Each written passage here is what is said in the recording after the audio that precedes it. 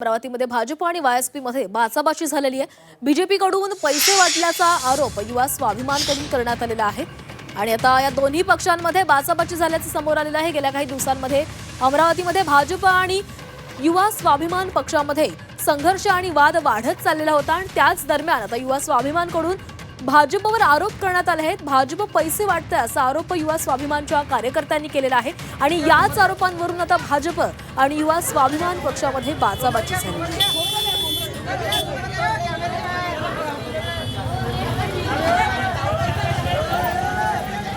तर अमरावतीमध्ये भाजप आणि युवा स्वाभिमान पक्षामध्ये बाचाबाची झाल्याचं समोर आलेलं आहे। भाजपच्या कार्यकर्त्यांकडून पैसे वाटले जात आहेत असा आरोप युवा स्वाभिमानने केलेला होता आणि याचवर हा वाद झालेला आहे।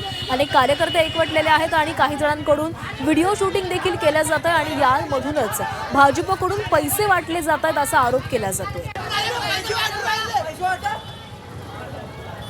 युवा स्वाभिमानचे कार्यकर्ते आक्रमक झालेले आहेत। या संदर्भात बोलणार आहोत आमचे प्रतिनिधी अनिरुद्ध दवाळे आपल्यासोबत। अनिरुद्ध, भाजप आणि युवा स्वाभिमानची युती तुटली अशी घोषणा झाल्यानंतर आता या दोन्ही पक्षांमधले वाद वाढत चाललेले आहेत। आता युवा स्वाभिमानच्या कार्यकर्त्यांना भाजपच्या कार्यकर्त्यांवर पैसे वाटल्याचा आरोप केलाय, काय घडलंय नेमकं?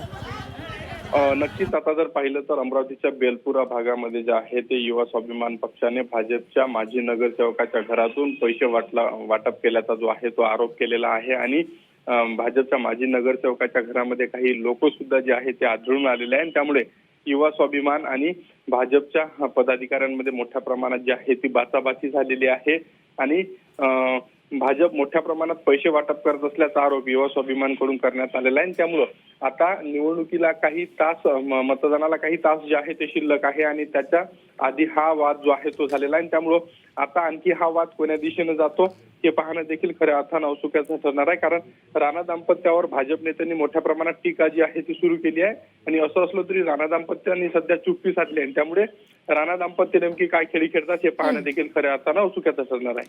नक्कीच अनिरुद्ध, धन्यवाद दिलेल्या सविस्तर माहितीसाठी।